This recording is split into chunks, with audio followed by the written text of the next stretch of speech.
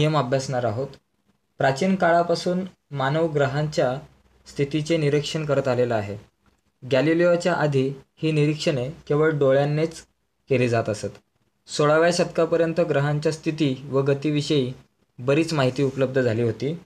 योहासन Kepler नामक शास्त्रज्ञाने ही माहिती अभ्यासली आणि त्याला असं आढळून आलं की ग्रहांच्या गतीला काही विशिष्ट नियम आहेत आणि हे नियम जे आहेत ते त्यांनी 3 नियम मांडले। त्या 3 नियमांमधला सगळ्यात महत्त्वाचा पहिला नियम कुठला आहे? केपलरचा नियम।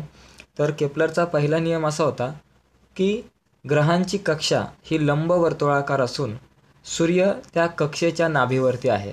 आता समजा हा एक प्लॅनेट आहे, हा लाल ग्रह आहे। हा ग्रह अशा प्रकारे लंबवर्तुळाकार कक्षेमध्ये फिरत राहणार आहे आणि सूर्य जो आहे तो मुख्य नाभीवर असणार आहे, म्हणजे केंद्रस्थानी सूर्य असणार आहे। हा पहिला नियम होता।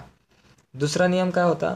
तर दुसरा नियम असा होता की ग्रहाला सूर्याशी जोडणारी एक सरळ रेषा ही समान कालावधीत समान क्षेत्रफळ व्यापतात।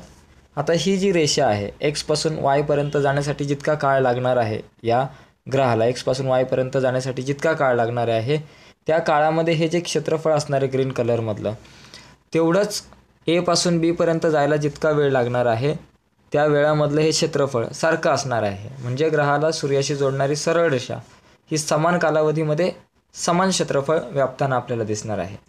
आणि शेवटचा आणि तिसरा नियम असा होता केपलरचा की सूर्याची परिक्रमा करणाऱ्या ग्रहाच्या आवर्तन काळाचा वर्ग, आवर्तन काळाचा म्हणजे तो जो काही एक पूर्ण फेरी मारणार आहे त्याचा वर्ग हा ग्रहाच्या सूर्यापासूनच्या सरासरी अंतराच्या घनाला समानुपाती असतो।